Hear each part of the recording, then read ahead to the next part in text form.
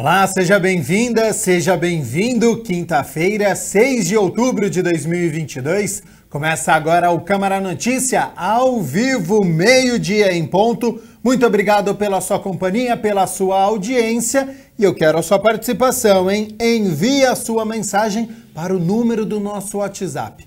19 é o nosso DDD. Para você que é aqui de Campinas e região, pode mandar a sua mensagem direto para o 978293776.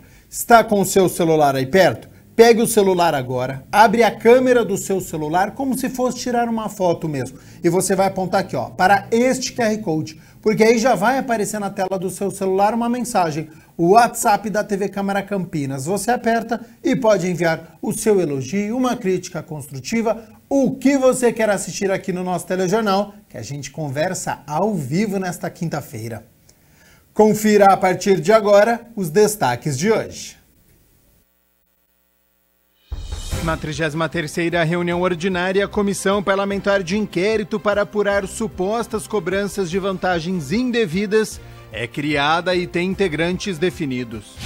Vereadora Débora Palermo, presidente em exercício, participa do lançamento da rede do Tribunal de Contas do Estado de São Paulo para compartilhar conteúdo educativo, institucional, jornalístico e informativo com a Câmara. Vereador Paulo Búfalo questiona a Prefeitura sobre o processo de regularização fundiária do Sítio Paraíso, núcleo urbano Fazenda Taubaté. E vacina contra a Covid-19 para as crianças de 3 e 4 anos já está disponível nos 66 centros de saúde em Campinas.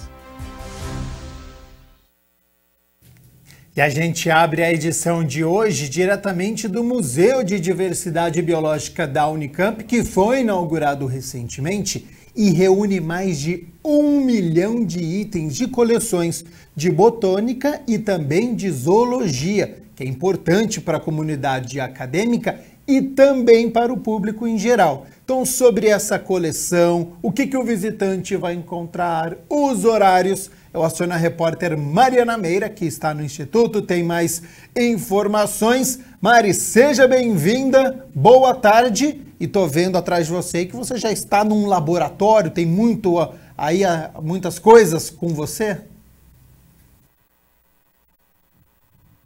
Gabriel, estou praticamente no meio de uma floresta, de uma selva aqui. Boa tarde para você, boa tarde a todos. Estou muito bem acompanhada aqui. Tem onça, tem jacaré, tem coruja, tem morcego, tem bicho preguiça e muito mais que nem dá para sair aqui nesse quadradinho da nossa imagem, mas são animais mortos. Esse, como você disse, é o Museu de Diversidade Biológica, uma inauguração recente aqui localizada no Instituto de Biologia da Unicamp, onde há mais de 1 milhão de itens de coleções de botânica e de zoologia, com espécies que vão desde milímetros de tamanho até animais de maior porte, vindos de várias partes do Brasil e também de fora do país. Isso aqui é um prato cheio para muita discussão sobre biodiversidade, sobre meio ambiente, sobre aproximação também das pessoas com a ciência e sobre tudo isso vou conversar agora ao vivo com a professora Cecília Amaral. Ela é coordenadora aqui da área de zoologia do museu. Professora, bem-vinda.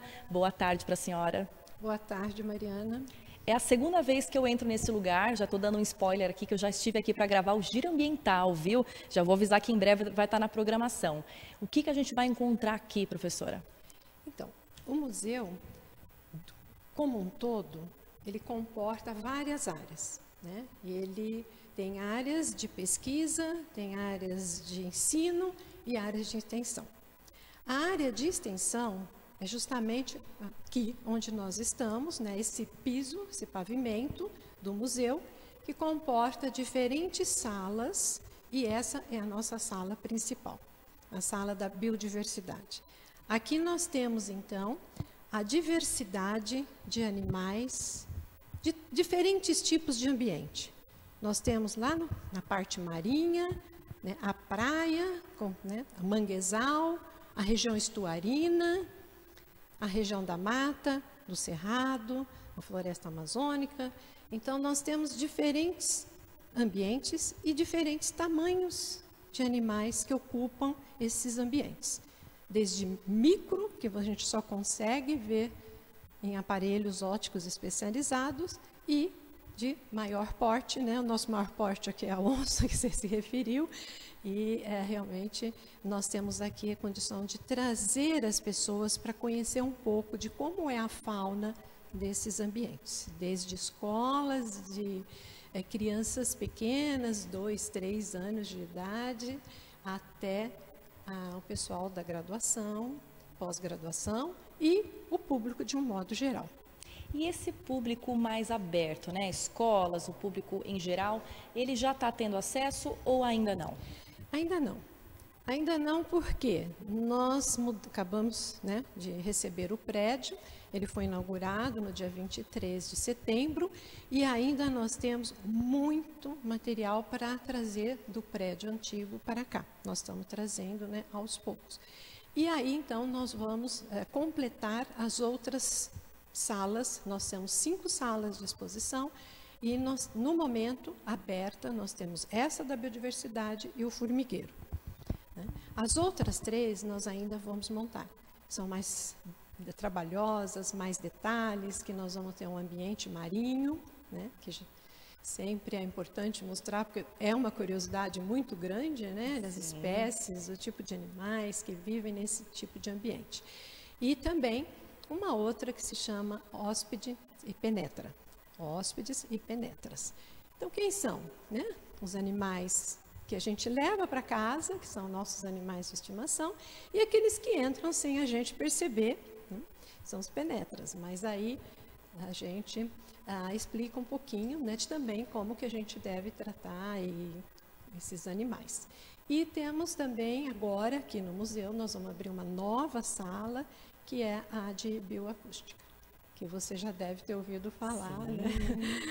Com a Simone, que trabalha, né, bióloga que trabalha com a gente aqui, tem uma exclusividade aí bem grande, porque precisa de uma dedicação, né? São fitas, gravações, né? Associar esse som com os animais, vídeos, né, de comportamento e tudo mais. Então, essa sala vai ser uma sala nova para exposição. Para tornar ainda mais imersiva a experiência do visitante, isso, né? Ouvindo exatamente. Som. Que legal. Aí fica completa. Que bacana. Uma curiosidade que é minha e pode ser do nosso telespectador também. Qual que é o desafio, o trabalho de conservação dessas espécies que chegam aqui? Desde os que estão em líquido, tanto os vertebrados. Qual que é o processo para que eles fiquem assim do jeito que a gente está vendo? Primeiro, esses animais de maior porte, como a onça e outros, né, nós não matamos o animal para trazer para cá. Esses animais, geralmente, ou quase sempre, sofrem acidentes. Ou um atropelamento, ou algum outro tipo de acidente, e vêm a falecer. Então, muitas vezes, nós recebemos esses animais de outras pessoas, inclusive de corpo de bombeiro, às vezes traz, né, para nós. E aí eles passam por um processo de taxidermia, né? Onde retira todas as partes internas, né? E entra para um sistema completo de conservação.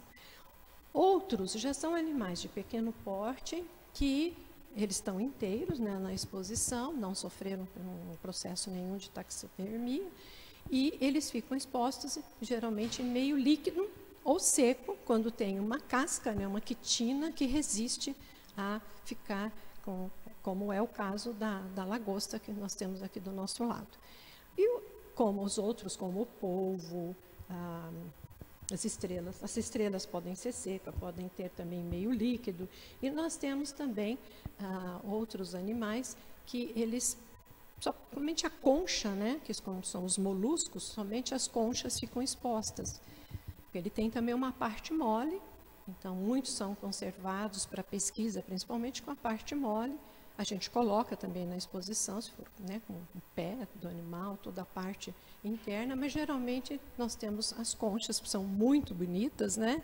E todos gostam de admirar as conchas. E nós temos aqui conchas desde praia até regiões mais profundas. Professora, a gente não consegue falar de animal sem falar de meio ambiente, né? Uhum. Todos os animais, todo ser vivo está muito vinculado a todo esse ecossistema em que a gente está conectado, né, em um único planeta. Qual que é a importância ambiental da gente ter um espaço como esse para pesquisa, para visitação, para a gente conhecer o mundo em que a gente vive? Isso é muito importante. Eu acho que conhecendo, né, a gente tem realmente aquela ansiedade maior de preservar. Porque a gente não, eu sempre digo isso, a gente não conserva o que não conhece, né?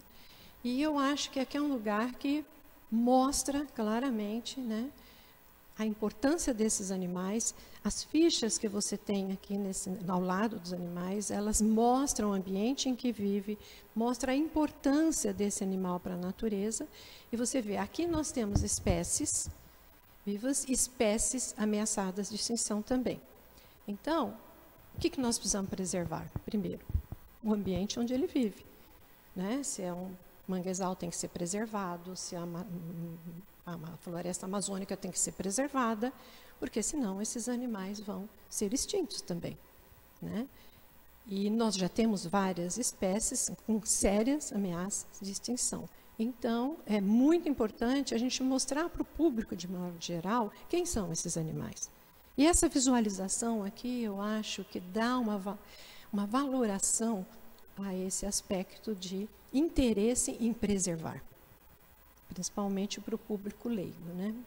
Sem dúvida. Aliás, minha última pergunta, professora, até para esse público leigo que pode estar curioso, né, em conhecer, só vai dar para entrar no ano que vem, talvez, mas por enquanto tem alguma página, dá para conhecer pela internet, rede social, dá para ter um gostinho do que vai ser encontrado aqui? Tem.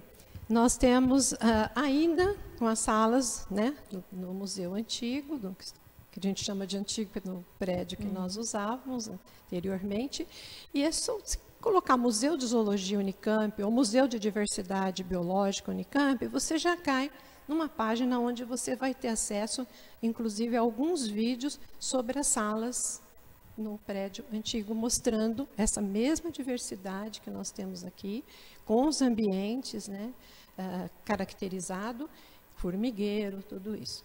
Agora aqui nós realmente estamos ampliando bastante essa informação, mas só o ano que vem nós vamos poder abrir, né, para as escolas e tudo mais. E a gente vai estar aqui presente, né? Eu quero estar aqui em primeira mão acompanhando essa visita. Pode deixar. Assim que a gente abrir, temos 5 salas, a gente vai fazer uma nova inauguração, né, pessoal? Combinado, a gente vai estar aqui.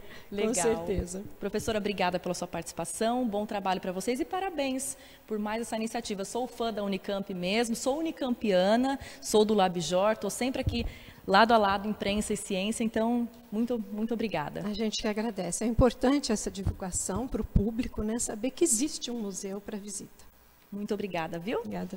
E é isso, Gabriel. A gente está aqui para passar informação para o nosso público de casa.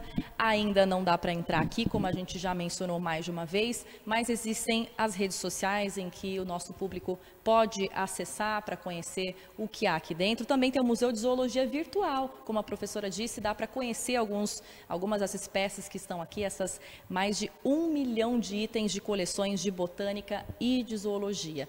E aí eu volto com você aí no estúdio, Gabriel, para eu continuar passeando aqui, porque a gente anda e ainda não vê tudo aqui, viu?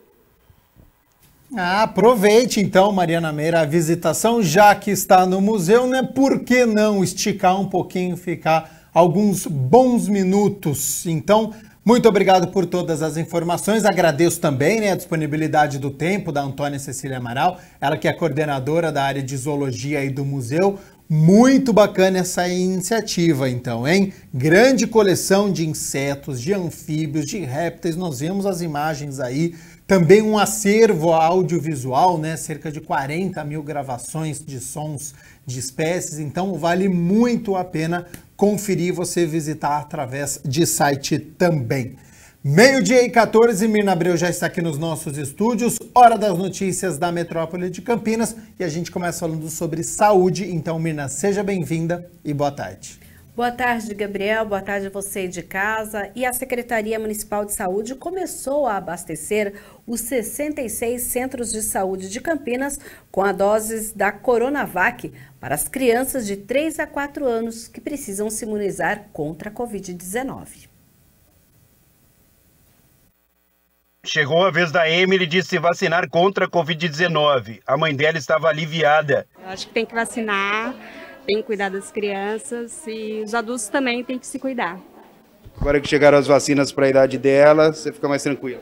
Fico mais tranquila. Pois é, os 66 centros de saúde da cidade foram abastecidos com doses da vacina Coronavac para crianças de 3 e 4 anos. As doses foram distribuídas em todas as nossas unidades, nos 66 centros de saúde, até a sexta-feira à tarde. Então, desde o sábado, todas as unidades no horário de vacinação já estão ofertando a Coronavac para esse público. De acordo com a coordenadora do programa de imunização, essa era uma das prioridades do governo municipal. Era o único imunizante, era a única vacina que estava aí com uma restrição, com falta no município, e agora a gente conseguiu regularizar. Então, todas as vacinas estão disponíveis para todos os públicos-alvos. Ela diz ainda que as doses são suficientes para todas as crianças dessa faixa etária.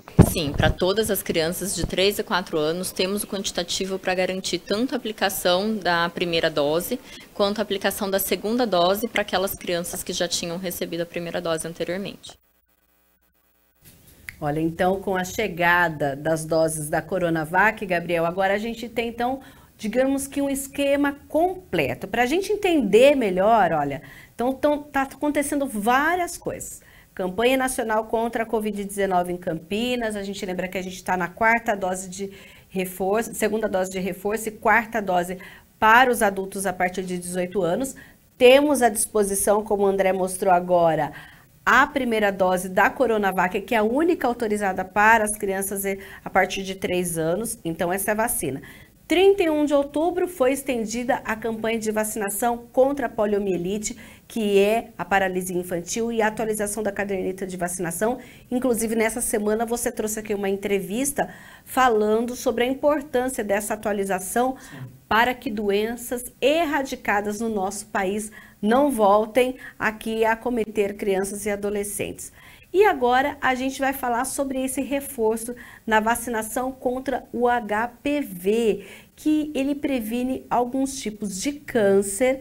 Então a gente aproveita, inclusive a gente está nesse Outubro Rosa, sim, que é a prevenção ao câncer de mama, e a gente lembra que o HPV, ele é a prevenção de lesões pré-cancerosas e outras infecções, e para isso essa vacina é indicada para meninas e meninos de 9 a 14 anos, porque tem um maior resultado para a proteção na fase adulta quando ela é aplicada nesta idade. Olha, por que para as meninas? Importante contra o aparecimento do câncer de colo de útero, que também é um dos que mais acomete, olha, é a quarta causa de morte entre as mulheres no Brasil, porque antigamente não tinha essa vacina. E para os meninos é importante contra o câncer de pênis e outras doenças de difícil tratamento, por isso também é importante que ainda na infância essas pessoas sejam imunizadas. A vacina só é eficaz com 2 doses, com intervalo de espera de 6 meses entre cada dose.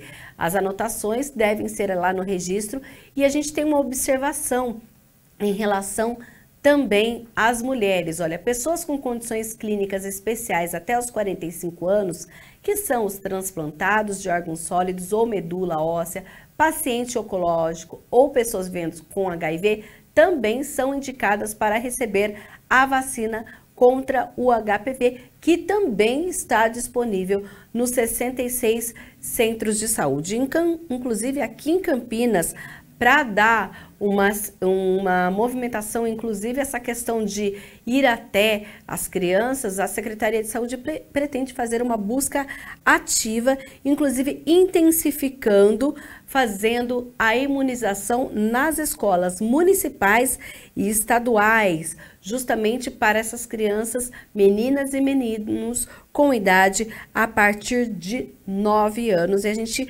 aguarda, inclusive, para falar sobre como vai ser esse esquema aqui na cidade de Campinas. Então, campanha de vacinação contra a poliomielite, deixa a caderneta de vacinação atualizada, do seu filho, do seu sobrinho, tem criança em casa, conhece alguém. Adultos e idosos também precisam manter essa caderneta de vacinação atualizada. Tem a questão, então, da HPV, então não deixe de se vacinar. E a gente continua falando sobre saúde, ainda sobre o Outubro Rosa. A gente mostrou aqui essa semana, a gente já teve o lançamento da campanha, onde vai estar a carreta do amor, né? Aquela carreta que faz o exame de prevenção, mas também está acontecendo alguma ação, na verdade várias ações nos centros de saúde aqui da cidade de Campinas.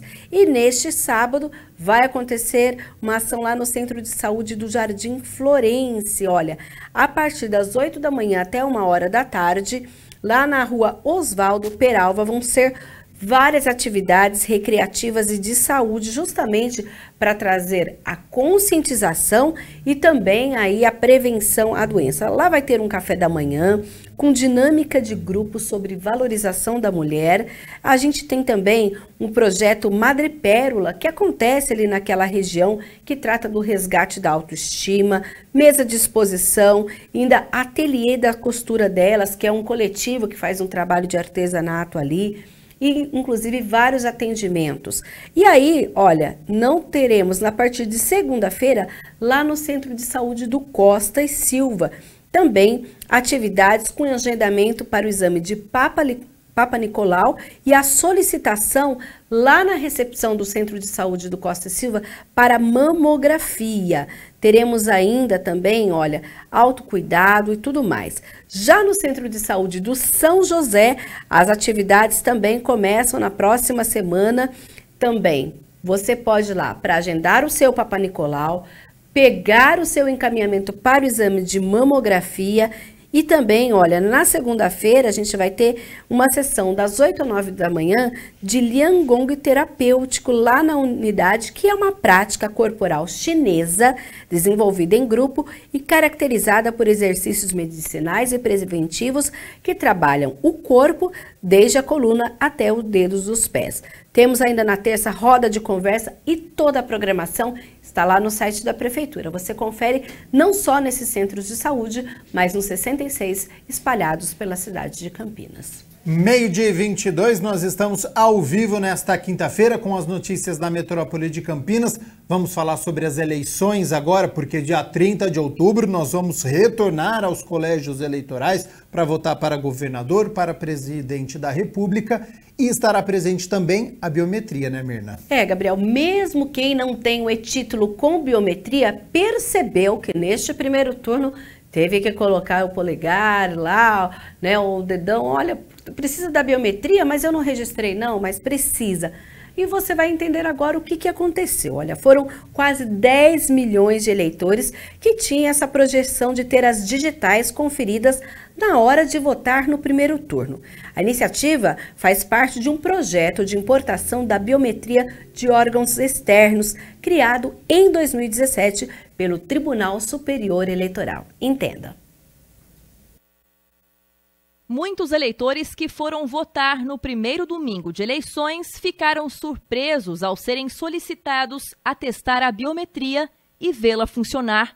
Mesmo quem não foi até uma unidade da Justiça Eleitoral cadastrar sua digital, pôde ter passado pelo processo. A biometria estava sendo gradativamente recadastrada aqui em Campinas. O recadastramento ele não tinha sido terminado ainda quando entramos naquele estado de pandemia. Nessas eleições, mesmo não tendo terminado todo o recadastramento biométrico, por segurança na identificação dos eleitores, o Tribunal Regional Eleitoral decidiu implantar a votação híbrida, né? Tanto eleitores com identificação biométrica quanto eleitores sem identificação biométrica foram habilitados a votar. Além disso, teve a importação de dados biométricos do Denatran e está sendo feita a validação desses dados na urna eletrônica. O eleitor que comparece para votar que não tinha biometria cadastrada, mas que tinha dados do Denatran, teve seus dados importados e está sendo feita a checagem da biometria desse eleitor. Esse foi um acordo firmado entre o Tribunal Superior Eleitoral e órgãos públicos como o Detran e o Denatran. A ideia era importar dessas instituições dados digitais de cerca de 11 milhões de eleitores, segundo um balanço do TSE. Então, o eleitor conseguindo ser identificado por essa biometria, ela vai ser validada e vai passar a fazer parte do Cadastro Nacional de Eleitores. Se ele não conseguir ser identificado pela biometria, ele vai ter que posteriormente comparecer à Justiça Eleitoral para fazer o cadastramento da sua biometria. As validações provocaram filas em muitos colégios eleitorais de Campinas no primeiro turno. Para o segundo, marcado para o dia 30 de outubro, a validação será feita mais uma vez.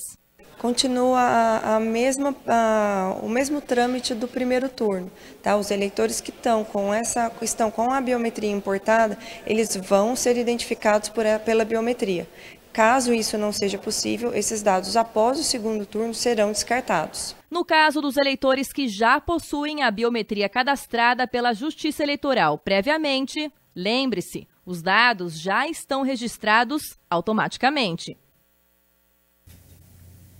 E a gente lembra, inclusive, olha, que aquele cadastro biométrico no cartório eleitoral não está acontecendo nesse momento e deverá ser retomado apenas depois de passado os dois turnos das eleições.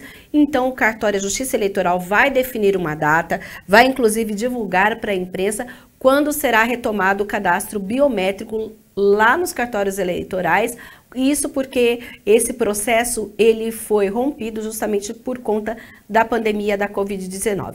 E falando em eleições, é importante você anotar aí, olha, o horário eleitoral gratuito nas emissoras de rádio e televisão começa a partir de sexta-feira. Então, neste segundo turno, o tempo de propaganda é dividido igualmente entre os candidatos. Conforme uma resolução do Tribunal Superior Eleitoral, a propaganda para presidente será veiculada na televisão de segunda a sábado, a 1h da tarde até 1h10 e às 8h30 da noite até 8h40. No rádio, a propaganda para presidente é das 7 da manhã às 7h10 e depois do meio-dia ao meio-dia 10. E de acordo com o artigo 62 dessa mesma resolução, o candidato que obteve maior votação no primeiro turno será o primeiro a se apresentar, seguindo a alternância da ordem a cada programa ou inserção. Hora de nós falarmos sobre cursos de qualificação profissional, porque o CEPAT Campinas está com mais de 3 mil vagas, Mirna? São 3.862 vagas divididas entre cursos online e presenciais. Olha, a gente teve aí uma parceria da Secretaria de Trabalho e Renda por meio do CEPAT, o Centro Público de Apoio ao Trabalhador, oferecendo essas vagas de qualificação profissional, todos gratuitos. A gente lembra que as aulas são feitas em parceria com o Sebrae, o Senai, o Senac, a Embeleze, DG Cursos Cuidadores em Ação, Microlins, Faculdade Anhanguera e a Softex. Entre as opções, eletricidade básica automotiva e criação de site utilizando WordPress. No presencial, na área da beleza, olha só, cílios fio a fio clássico, trança raiz nagô, corte masculino.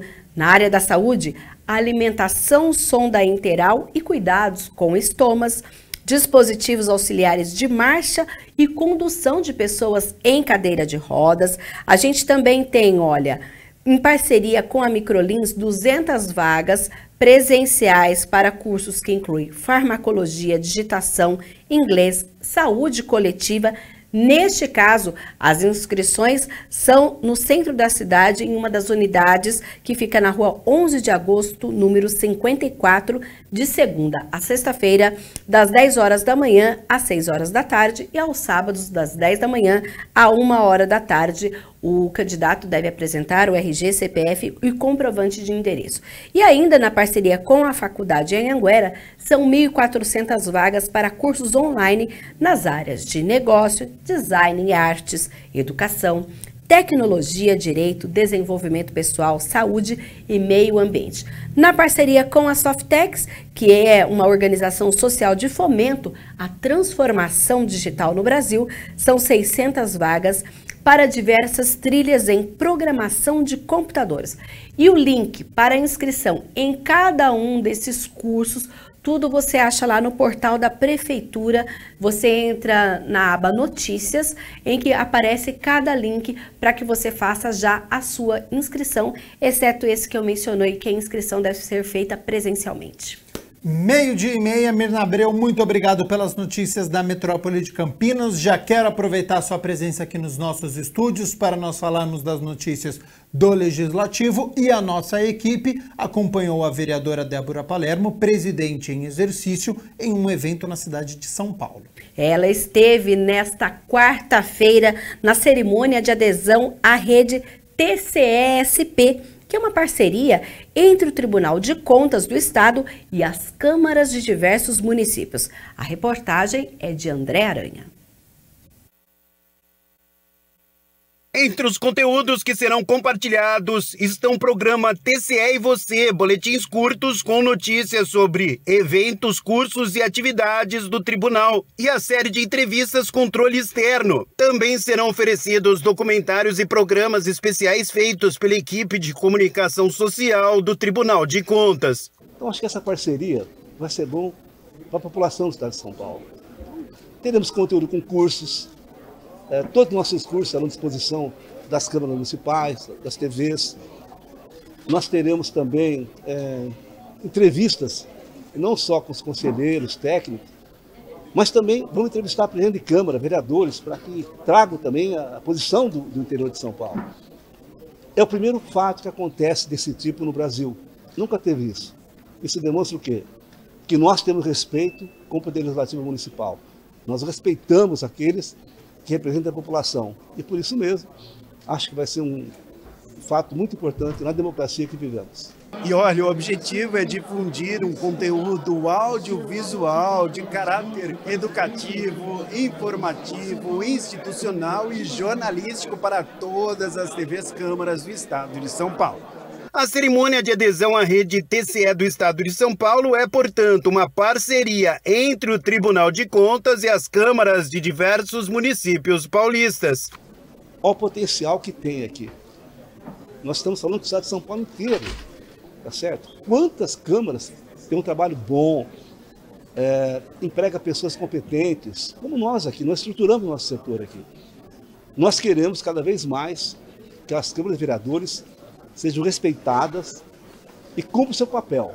Representantes de mais de 100 câmaras municipais do estado compareceram no lançamento, que foi no auditório Nobre Professor José Luiz Melo, na capital. Inclusive a presidente em exercício da Câmara de Campinas, a vereadora Débora Palermo, que recebeu o certificado que garante a parceria. Muito importante porque é um material, né, que vai ser compartilhado com a TV da cidade de Campinas, TV Câmara, materiais de extrema relevância para informação ao público, então é sempre bom compartilhar, né, desse momento e desse material jornalístico. O cidadão pode ter acesso a informações, né, e todos ganham, né? Eu acho que a Câmara ganha, o Tribunal ganha e o cidadão ganha. O alcance dos conteúdos audiovisuais produzidos tem o intuito de abordar temas pedagógicos e de interesse da população.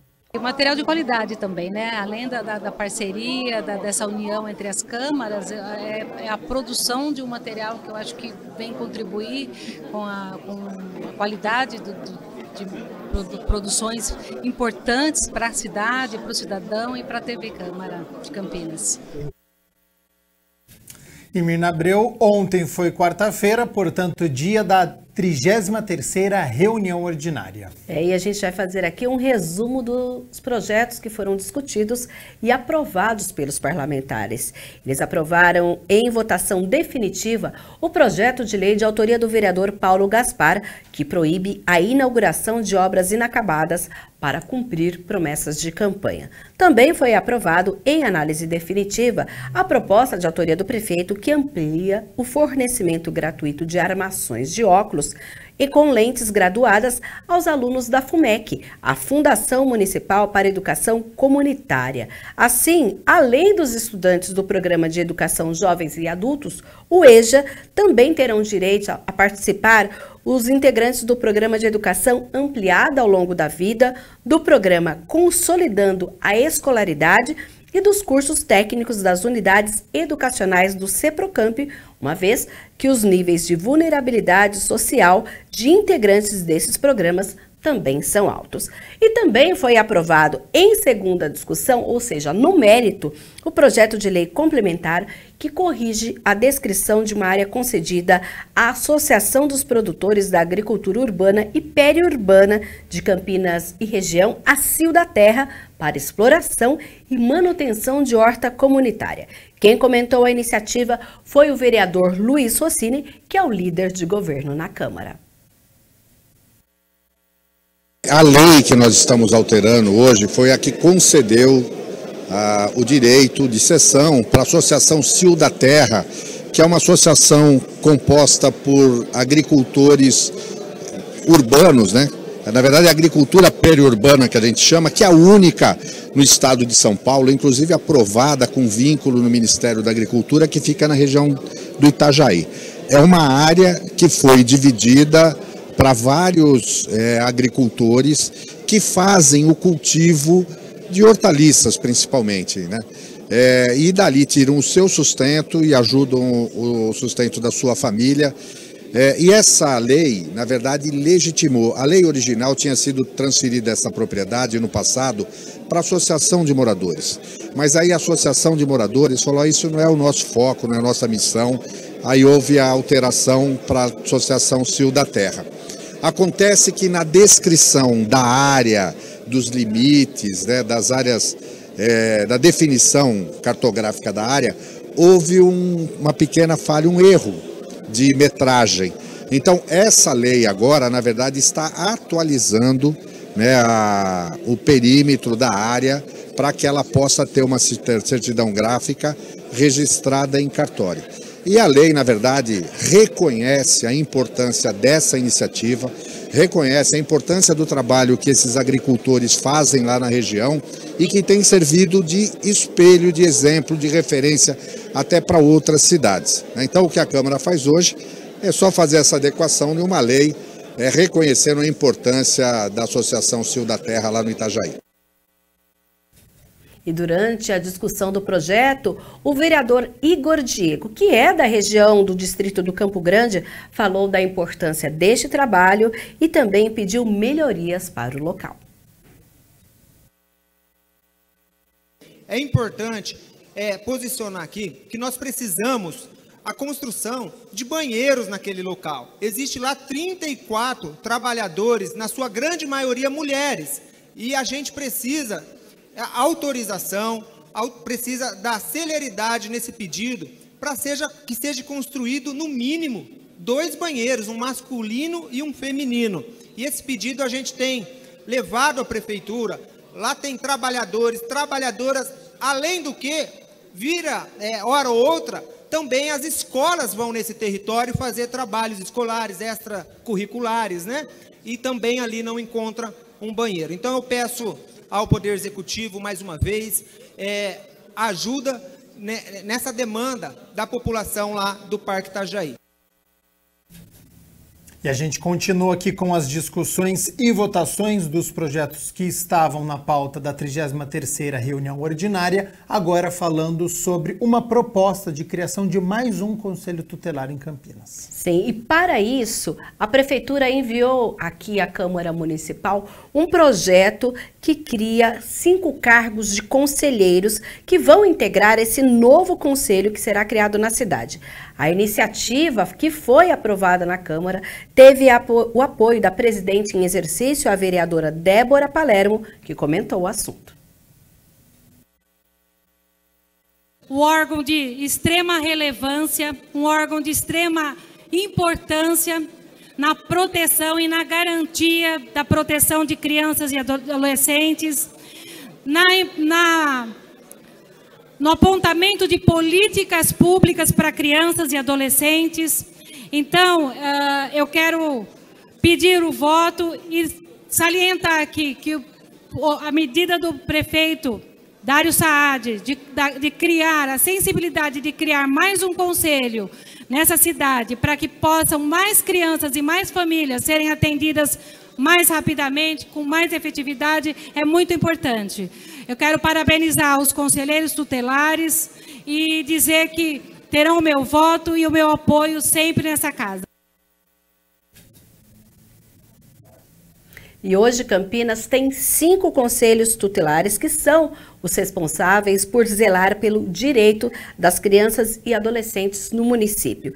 Se aprovado também no mérito, ou seja, o segundo momento de discussão, a cidade passará então a ter 6 conselhos tutelares. Bernabé, é hora de nós falarmos sobre a comissão parlamentar de inquérito, que houve também um sorteio para definir os membros. É isso mesmo, olha, a Comissão Parlamentar de Inquérito para apurar suposta cobrança de vantagens indevidas para a manutenção na contratação, a prorrogação de contratos de empresas terceirizadas pelo Legislativo, ela foi oficialmente criada e teve os 7 integrantes definidos na reunião ordinária desta quarta-feira. Vamos ver quem faz parte. Em um sorteio com o nome de todos os parlamentares, os vereadores sorteados poderiam aceitar ou declinar de participar da CPI. Se fossem sorteados vereadores do mesmo partido, apenas o primeiro sorteado poderia ser escolhido. E ao final, a presidente em exercício da Câmara, a vereadora Débora Palermo, deu conhecimento à formação do grupo. A CPI será composta pelo presidente, vereador Paulo Gaspar, pelos vereadores Paola Miguel, vereador Carmo Luiz, vereador Paulo Búfalo, vereador Luiz Cirilo, vereador Igor Diego e vereador Major Jaime.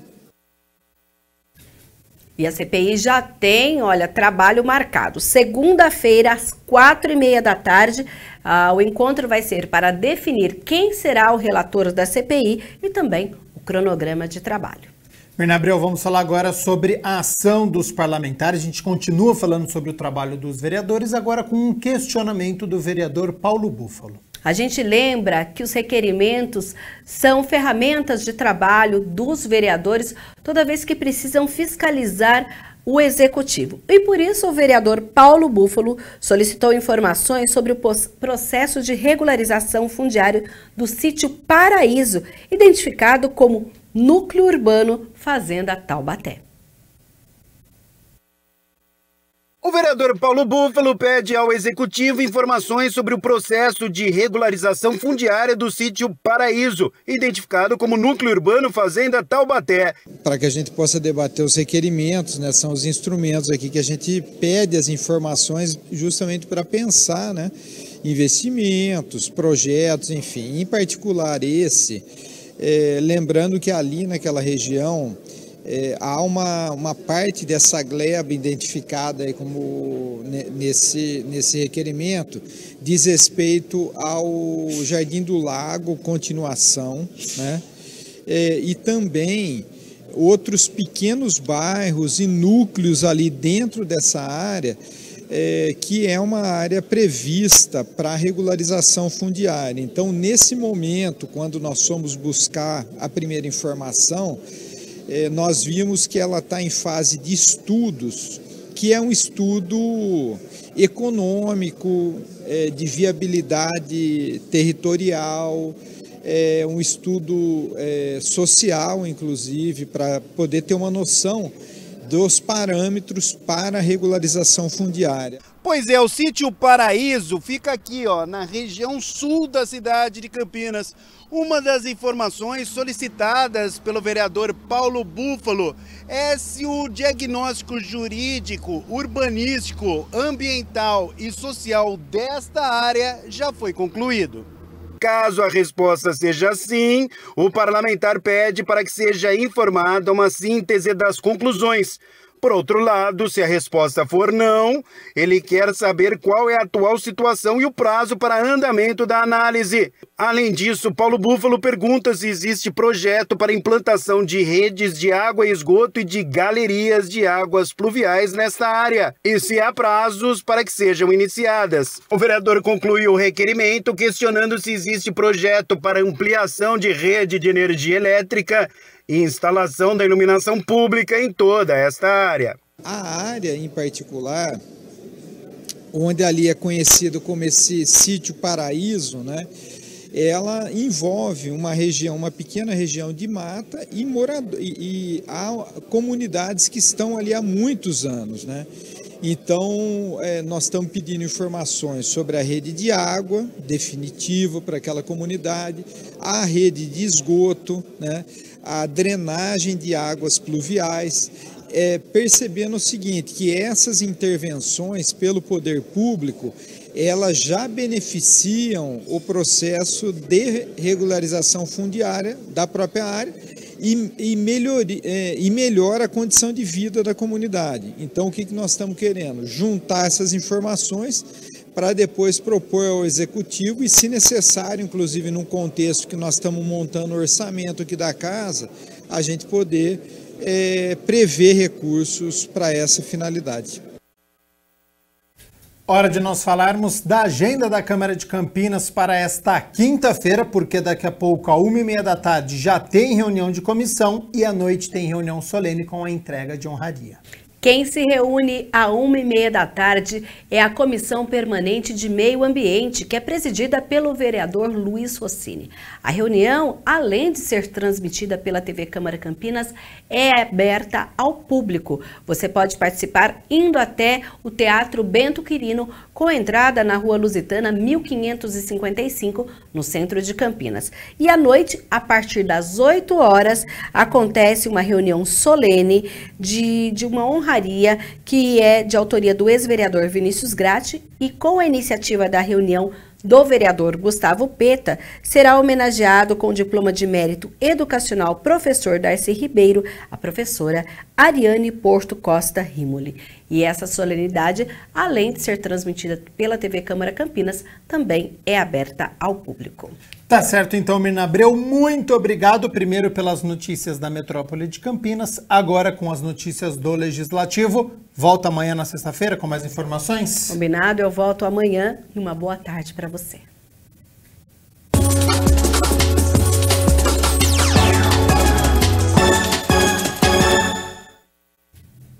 Vamos balançar as redes agora do Campeonato Paulista Sub-20, falar de categoria de base, que é tão importante, porque ontem, no primeiro jogo das quartas de final do Campeonato Paulista Sub-20, a Ponte Preta foi até Cotia e saiu derrotada. Olha aí o golaço do Negruti de falta, abriu o marcador para o São Paulo aos 36 minutos do primeiro tempo, um golaço, né? A bola no ângulo, o goleiro Vinícius da Ponte tentou se esticar, mas não alcançou. Já estamos vendo o segundo gol que aconteceu no segundo tempo, né? Aos 19 minutos, bola disputada no meio-campo, a zaga da Ponte fora de posição, não conseguiu afastar. E aí o Pedrinho avançou pela esquerda com velocidade, fez o cruzamento. O goleiro da Ponte falhou, deu rebote e na sobra o Palmberg completou para o gol. E aí, para piorar a situação, olha só, 32 minutos, a Ponte pressionava, mandou todo mundo para o ataque, só que aí não conseguiu fazer o gol e o contra-ataque mortal da equipe do São Paulo. Vinícius puxou o contra-ataque,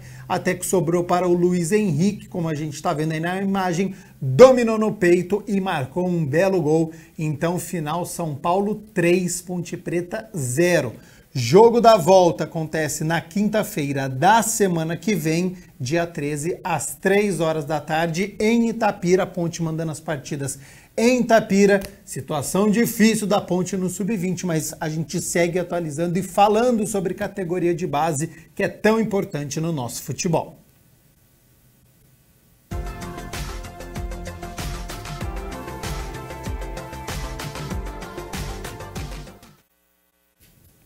Hoje o dia amanheceu com sol, calor, mas agora à tarde a nebulosidade toma conta e tem previsão de chuva.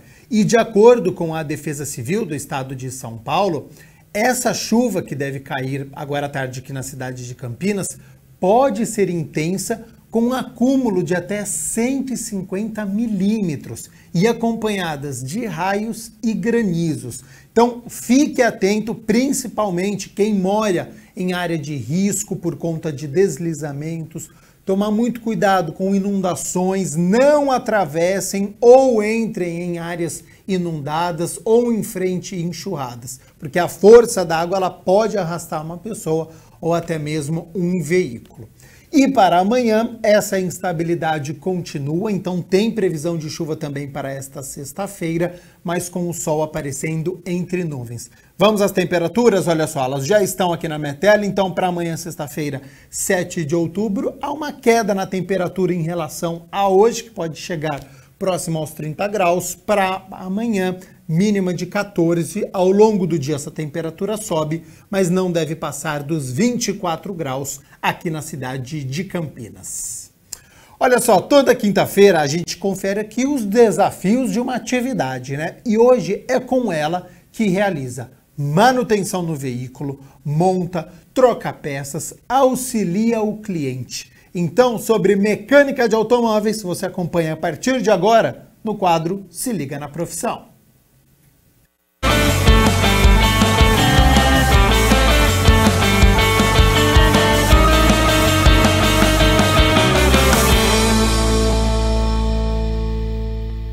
Bom, é o quadro Se Liga na Profissão e olha só que bacana, hoje a gente vai falar sobre mecânico ou mecânica automotiva, então se liga aí, bora!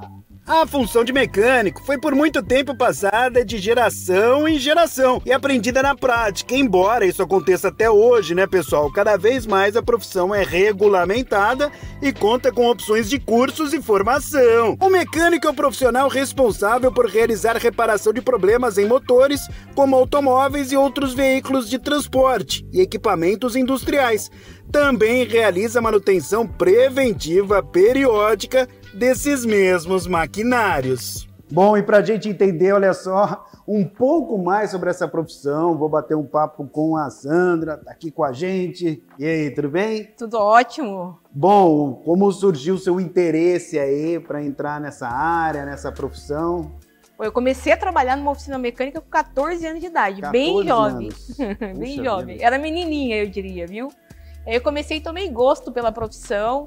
E eu comecei a atuar mesmo com a mão na graxa, ali com a mão na massa, quando eu tinha aproximadamente 22 anos de idade. Então já faz um bom tempo, viu, gente, que eu atuo aí com a oficina mecânica. Bom, mas você chegou como a trabalhar como mecânica? Como que surgiu a ideia? Como que foi? Conta pra gente. Eu entrei como menor aprendiz aos 14 anos, isso numa oficina na cidade de Mojimirim, sou de Mojimirim. Mas sempre gostou de carro e tal? Eu era apaixonada por carro, meu pai tinha um Fusca vermelho na época e com 14 anos eu já pilotava o Fusca. E aí, por coincidência, eu fui trabalhar num centro automotivo e acabou que eu tomei gosto pela profissão e comecei ali já a aprender a trocar pneu, fazer freio e aí começou desse jeito. Que bacana! Bom, para o pessoal que está em casa, esse é um quadro, né, Sandra, que acaba inspirando muita gente a seguir, né, alguma profissão. E o que você diria para as pessoas que têm vontade de entrar nessa área, antes da gente entrar exatamente no que faz, o mecânico e tudo mais? Eu acho que a primeira coisa é gostar. Gostar de carro. Gostar de carro, ter esse propósito, né? Acho que toda profissão envolve uma paixão.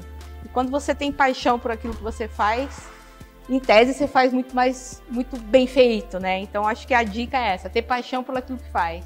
Bom, todo mundo sabe, logicamente, que o mecânico, não é? Ele é o profissional responsável por consertar, não é, o carro e tudo mais. Só que assim, isso é muito pouco que as pessoas sabem. Então eu gostaria que você explicasse um pouco mais sobre o dia a dia da profissão de mecânico ou mecânica, né? A gente vai entrar nesse assunto também já, saber se, não é, está crescendo o número de mulheres na profissão também. Mas fale um pouquinho sobre o dia a dia, o que faz exatamente. Pô, eu acho que a profissão do mecânico, assim, primeiro ele precisa saber ouvir, porque ele precisa, mais do que tudo, ouvir o cliente, né? Porque, na verdade, os carros, eles não falam. Quem fala é o condutor do carro. Então, a capacidade de ouvir, de entender o que o cliente precisa. E acho que uma função muito nobre do mecânico, né? faz parte do dia a dia da nossa profissão, é saber fazer o diagnóstico de forma correta. É entrar no veículo e colocar... Bom, esse barulho você escuta sempre, né? Aqui alarme, barulho de motor, alarme de carro, buzina. Barulho de carro é o que mais tem aqui, né? Barulho de carro é o que mais tem aqui, viu? Aceleração, buzina, disparo de alarme, isso é o nosso dia a dia, viu? Faz parte do dia a dia, aliás, claro, né?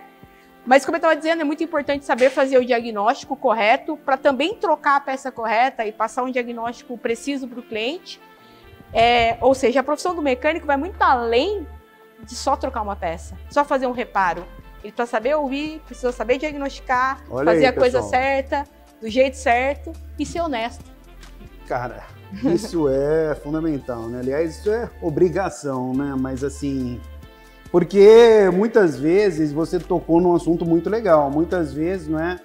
O cliente, acho que, a maioria das vezes não entende muito. Claro que todo mundo talvez entenda um pouquinho de carro e tal, mas assim, os detalhes e tudo mais, não é? A maioria certamente não sabe. Então, assim, seria até fácil, né? Falar, olha, é isso, mas na verdade não é bem aquilo. Então, honestidade sempre, né? Honestidade em primeiro lugar.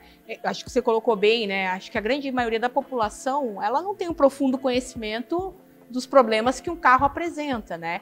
Então, o cliente acaba ficando na mão do profissional. E eu sempre defendo muito essa parte da ética da profissão, sabe? Trocar somente o necessário, não empurrar a peça, não trocar aquilo que não precisa. Porque além de você estar agredindo o seu cliente, você está agredindo o meio ambiente, você está trocando um produto que ainda... Não tenha dúvida. E você também tocou num outro ponto muito importante, Sandra, que é justamente o fato de um mecânico ou uma mecânica ter que fazer um bom diagnóstico, porque, já aconteceu isso comigo, talvez tenha acontecido com outras pessoas também. Uma vez, eu acho que era pino, é isso que tem no carro, no motor, eu particularmente tem pino não entendo. No motor, tem. Então, cara, e assim, o mecânico, não é nem aqui em Campinas, era outra cidade que eu morava, não achava. E foi mexendo no meu carro, mexendo e eu gastando, mas enfim, né? Vou tentar isso, tentar aquilo, ou seja, cai exatamente nisso que você falou de fazer o diagnóstico correto, né? Porque talvez eu teria gasto bem menos naquela oportunidade, né? Exatamente, olha como você se lembra dessa história. Então, ficou marcada. Ficou marcada, perfeito. Acho que essa é o nobre da nossa profissão, fazer um bom diagnóstico e trocar somente aquilo que de fato é necessário. O cliente não pode pagar por algo que não precisa ser trocado ou por algo que não foi feito um bom diagnóstico e depois você precisa refazer várias vezes, né? Bom, gostaria que você falasse sobre esse ponto também que eu mencionei. Está crescendo o número de mulheres, né? Já é mais comum, antes não era tanto, né, Sandra? Como que está isso aí? Bom, eu me lembro lá atrás, quando eu comecei, praticamente não existiam mulheres fazendo essa profissão ou trabalhando nessa área, né? Hoje a gente percebe, assim, uma crescente no número de mulheres, até porque existem muitas vagas de emprego também nesse setor. A gente percebe que a frota circulante brasileira tem crescido, as pessoas têm utilizado por mais tempo os veículos e têm trocado menos por carros novos, o que requer mão de obra para poder executar reparos nos veículos, né? Então, as mulheres têm entrado com tudo aí, a gente percebe um acréscimo aí de 20% aproximadamente em número de mulheres mecânicas quando a gente olha para todo o setor de reparação automotiva. Boa! Como funcionam os cursos para quem tem interesse em seguir nessa área? Tem curso, logicamente, né? Sim, hoje nós temos cursos desde especialização, né, que são para aqueles profissionais que já atuam mais tempo na área e que querem se especializar no módulo muito específico, como, por exemplo, câmbio automático, reparo de câmbio automático. Bacana. Ou diagnóstico avançado. Então tem isso também, tem especialidade. Tem especialidades, que talvez o mecânico já é mecânico há algum tempo, mas ainda não trabalha naquela determinada especialidade. Uns de caminhão, não tem nada a ver. Tem, mecânico da linha diesel esse também é um profissional bem requisitado. E aí nós temos também os cursos que preparam aquele profissional para entrar na profissão, que é o curso de formação de base, que nós chamamos. É aquele jovem que quer ingressar como auxiliar de mecânico, por exemplo, e pode fazer um curso básico e começar a trabalhar na área. Dá dinheiro? Dá dinheiro se você for ético, honesto, fidelizar o cliente. Eu sempre costumo dizer... Tá vendo, gente? Cada dica bacana aqui no quadro Se Liga na Profissão. É isso aí. Se você fidelizar o cliente, com certeza você vai ganhar dinheiro, porque existe processo de indicação. Como nós somos bem atendidos, bem recebidos, indica, É a né? melhor propaganda, né? É a melhor propaganda. Melhor que Instagram, melhor que colocar em outdoor, tudo, né? Exatamente. Melhor propaganda é a boca a boca. Ó, fui lá na oficina do Castelo, enfim, de Valinhos, de Vinhedo, do Rio de Janeiro, aquela oficina que fica ali no centro da cidade, ó, o pessoal show de bola, né? Vale a pena. Então, assim, tem muito isso também, né? A profissão também conquistar aí a confiança. Exatamente, conquistar a confiança do cliente e fazer o diagnóstico correto. Que Isso é fundamental, viu, Sandra? Isso aí não tem discussão, hein, gente?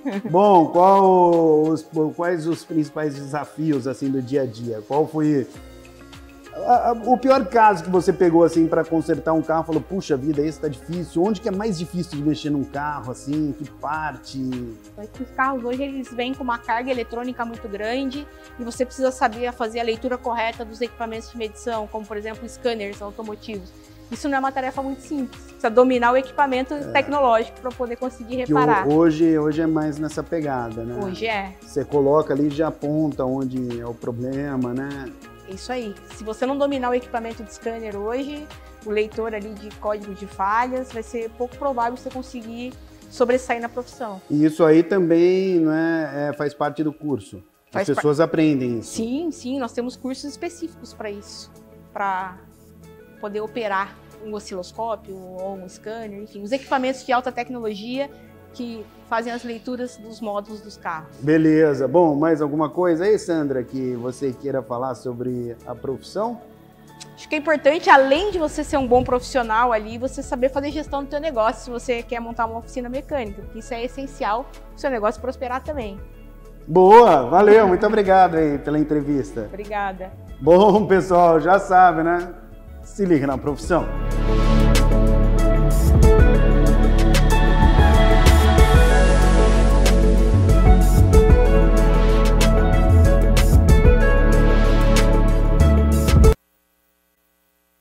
Uma hora mais um minuto, o Câmara Notícia fica por aqui. Quero agradecer a sua companhia, a sua audiência. Lembrando que daqui a pouco, 1h30 da tarde, tem reunião da Comissão Permanente de Meio Ambiente. À noite tem reunião solene e nos vemos amanhã na sexta-feira. Até lá. Tchau, tchau.